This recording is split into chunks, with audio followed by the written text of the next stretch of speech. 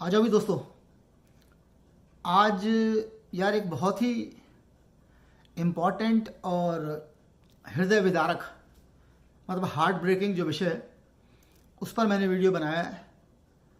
और एक छोटी सी कोशिश है मेरी उन सब बच्चियों के लिए या बेटियों के लिए जिनको बहुत सारे विदेशी वहाँ गए किसी देश में और उनसे शादी करी और शारीरिक संबंध बनाए और दान दहेज लिया और फिर लौट के नहीं आए कभी, उनके लिए। और या उन सब बच्चियों को समर्पित है मेरा वीडियो जिनके साथ ये दुखद घटना हुई है। और आप लोग से मेरी एक रिक्वेस्ट है कि अगर आपको मेरा ये वीडियो अच्छा लगा हो तो फेसबुक, ट्विटर, व्हाट्सएप, जहाँ जहाँ पर भी आप हो वीडियो शेयर करना, ताकि भविष्य में हो सकता है बहुत सारी लड़कियाँ, किसी की बेटी या किसी की बहन या किसी की भांजी भतीजी इस तरीके के फ्रॉड लोगों से बच सके, है ना। तो देखो, सबसे पहले तो मैं आपको बताऊं कि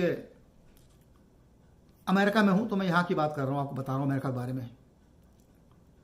जब किसी से शादी की बातचीत चलती है आपकी और वो यहाँ का नागरिक है, तो जब तक आप व्यक्तिगत तौर पे किसी अपने दोस्त से या किसी अपने रिश्तेदार के थ्रू अगर उन लोगों को नहीं जानते हो, सब नहीं कह रहा हूं मैं कि सब लोग ऐसे होते हैं, आपने किसी को जाना भी नहीं होगा, बहुत सारे में आपने जीवनसाथी.com पे या शादी.com पर कोई मिला होगा आपको, विदेश में रहने वाला व्यक्ति जिसकी विदेशी नागरिकता हो, है ना, और शादी हुई उससे और सब कुछ ठीक ठाक रहा। लेकिन अनगिनत हजारों, मैं बता रहा हूं आपको, उदाहरण ऐसे भी हैं कि शादी करी और चले गए, फिर आए नहीं।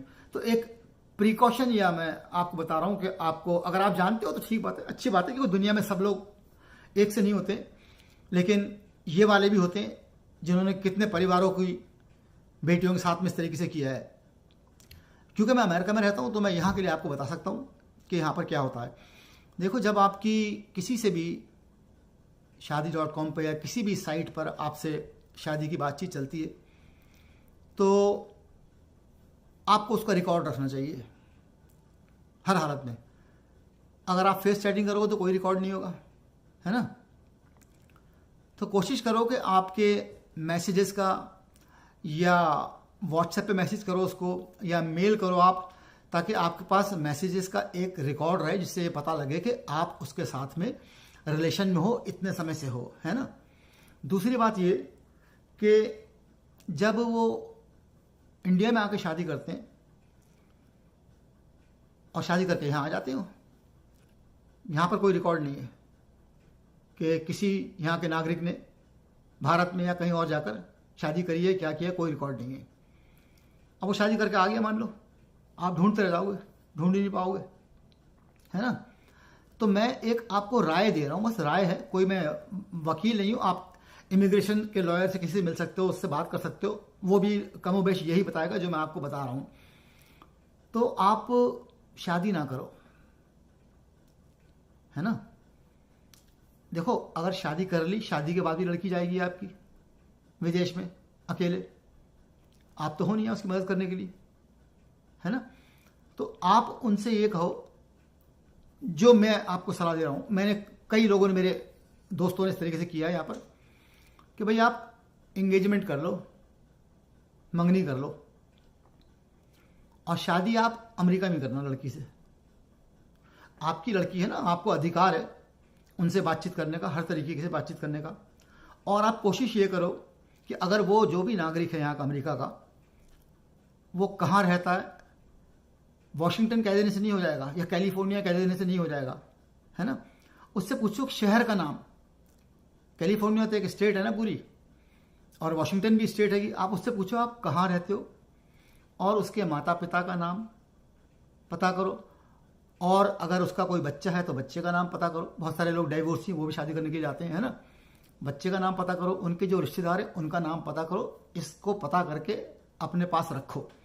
मैं बताऊंगा आपके आप उससे क्या फ़ायदा होगा आपको, आप क्या कर सकते हो उससे, है ना, आगे मे भी नेक्स्ट वीडियो में, अगर आज नहीं बता पाए तो आप कोशिश ये करो, आप उनसे कहो कि भाई एंगेजमेंट कर दो। तो बहुत सारे परिवारों में जो है लेन देन की बात भी होती है, तो कहेंगे भाई शादी वहाँ करेंगे तो हमारा इतना खर्चा आएगा, उतना खर्चा आएगा। देखो यहाँ पर शादी में कोई खर्चा नहीं आता, क्योंकि यहाँ पर आपको लोग जानते ही नहीं। शायद कुछ लोग ऐसे हों जिनके बहुत लंबे चौड़े परिवार हैं, बरसों से आकर रह रहे हैं, तो उनके यहाँ 100-150 लोग आ जाएं, वरना यहाँ 40-45-50 लोगों में शादी निपट जाती है। सही बता रहा हूँ मैं आपको, इतने लोगों में शादी निपट जाती है। तो अगर आप से ये तय हो रहा भाई कि हम लड़की वाले शादी का खर्चा करेंगे, तो आप उनसे कह रहे हम शादी खर्चा जो है हम आपको दे देंगे, जो भी होगा आपको, लेकिन शादी आप वहीं करो। उससे देखो फ़ायदा क्या होगा आपको। बहुत से आते हैं लोग वहाँ पर, शादी कर लेते हैं लड़कियों से, और शादी करके वो हनीमून पे ले जाते हैं लड़की को साथ में, है ना, शारीरिक संबंध बनाते हैं। देखो मैं एकदम क्लियर कट बात कह रहा हूँ, कोई इसमें बुरा मानने की बात नहीं। मैं एक सच से आपको रूबरू करा रहा हूँ। पता नहीं कितनी बच्चियाँ ऐसी हैं जिनके साथ में ऐसा हो चुका है।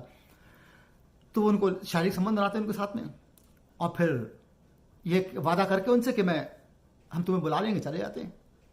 और अनगिनत लड़कियाँ ऐसी हैं जिनके पास बच्चे भी हो गए बेचारियों के पास, किसी के पास नहीं हुआ बच्चा, दर दर की ठोकरें खा रही, कोई पता ही नहीं कहाँ चला गया, कहाँ भाग गया, है ना।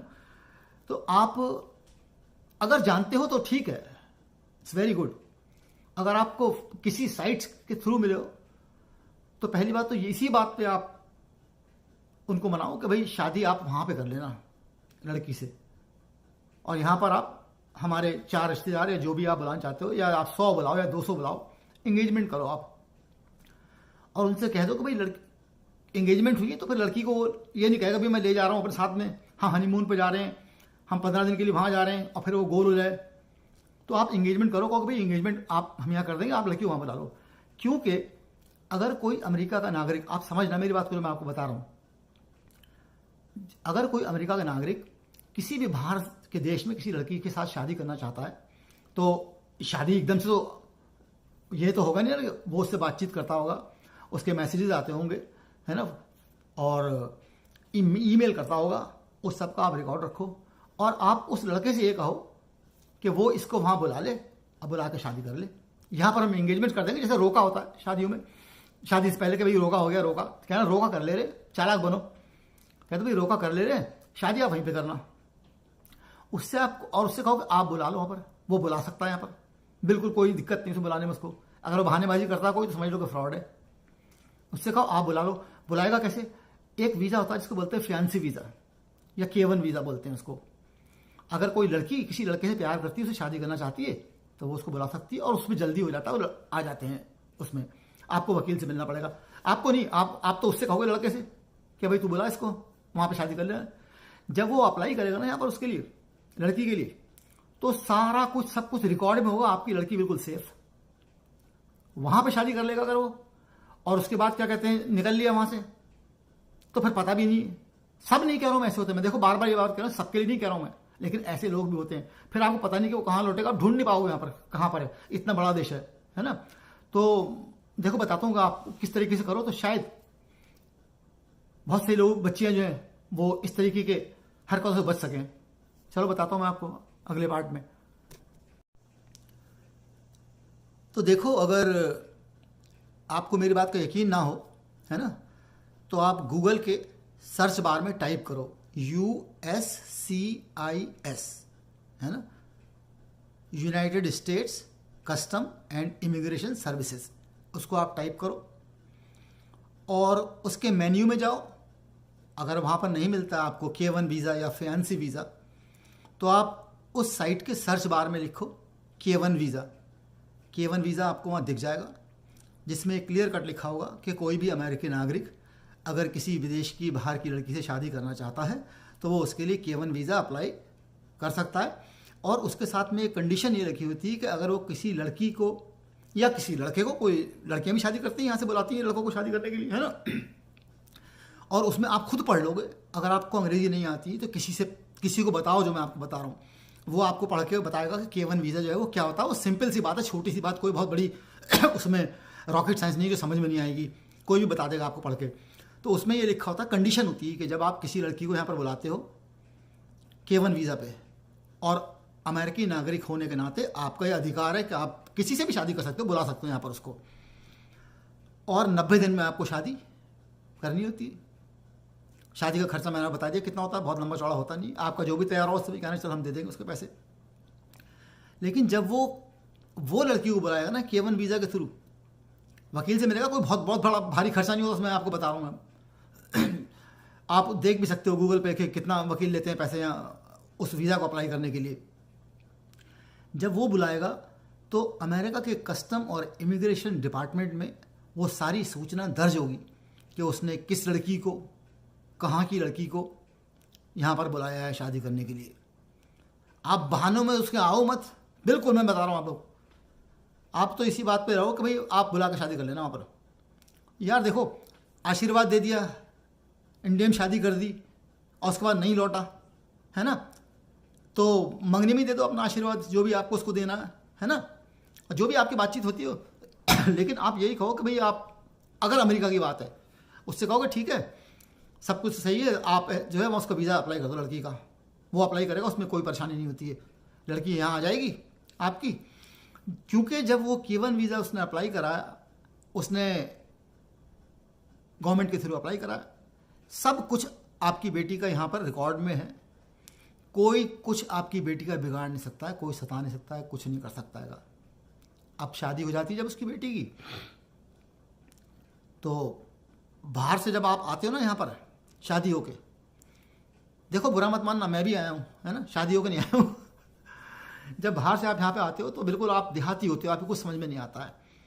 तो यहाँ पर जब आते हो, कोई भी पति आपका अगर आपको परेशान कर रहा है, कुछ कर रहा है, घर सता रहा है ना, देखो पारिवारिक हिंसा ये सताओ सब जगह होता है यार, हर देश में होता है, हर जगह होता है। तो 911 बता दो बस, है ना, कोई भी परेशानी है, उसने बुलाया यहाँ पर, वो हर बात के लिए रिस्पॉन्सिबल रहेगा आपकी बेटी की। कोई परेशानी, कोई प्रॉब्लम है किसी पड़ोसी से, किसी से, कहो 911 को बुला दे मेरे लिए बस। अगर सब दिमाग ठिकाने आ जाएगा, बिल्कुल मैं सही बता रहा हूँ आपको। तो ये एक छोटा सा मेरा प्रयास है यार, क्योंकि मैं देखता हूँ न्यूज़ में आता है कि हज़ारों लड़कियों को छोड़ गए। तो आप ये करो जो मैंने आपको बताया हैगा, अगर आप जानते हो तो ठीक है, अच्छी बात है। और दूसरी बात, कुछ लड़कियां हैं जो साइट्स पे खुद ही लड़कों से बात करती हैं, लड़के आते हैं वो कहते हैं कि तुम वहाँ आ जाओ, यहाँ आ जाओ, मैं फलाने होटल में ठहरा हूँ। देखो कभी भी झांसे में आकर शारीरिक संबंध मत बनाना बेटा, सच बता रहा हूँ मैं, बहुत पछताओगे वरना। और जो आपको प्यार करता है, आपसे शादी करना चाहता है, वो आपको बुलाएगा भी, क्यों नहीं बुलाएगा ना। अगर वो आपसे शादी करना चाहता है तो वो बुलाएगा आपको, और उसको बुलाना चाहिए। और अगर वो उसमें बहानेबाजी करता है कोई, तो बस समझ जाओ कि मामला जो है कुछ गड़बड़ है, और ऐसी अनजाने में बेध्यानी में करके शादी बैठ गए, यहाँ कुछ नहीं पता कहाँ चला गया।